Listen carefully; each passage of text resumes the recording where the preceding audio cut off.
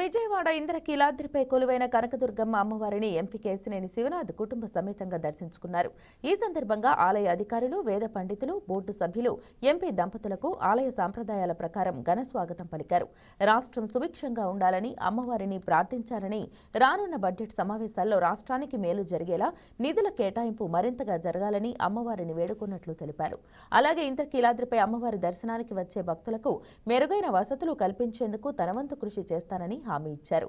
కృష్ణా పుష్కరాల నాటికి ఇంద్రకీలాద్రిపై సకల సౌకర్యాలు సమకూరేలా చర్యలు తీసుకుంటామని, ఇంద్రకీలాద్రి ఆలయం మరింతగా అభివృద్ధి చెందేలా ప్రభుత్వం సమగ్ర కార్యాచరణ రూపొందించిందని ఎంపీ కేశినేని శివనాథ్ తెలిపారు.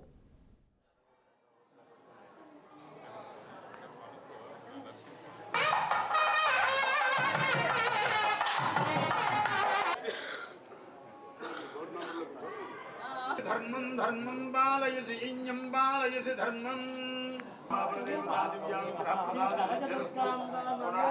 योग्यता प्राप्तिरस्तु सकलकार्यसिद्धिरस्तु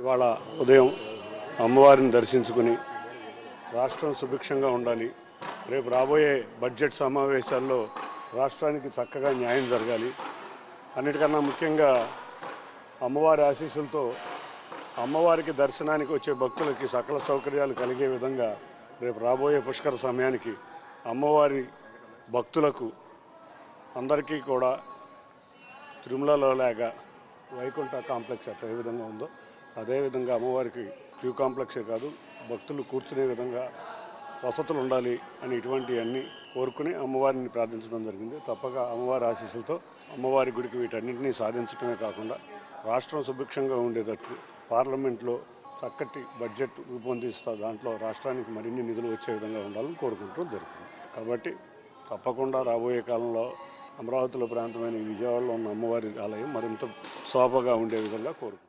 Please subscribe to YK TV Network. Please subscribe to YK TV. Please watch YK News. Don't forget to subscribe YK News channel.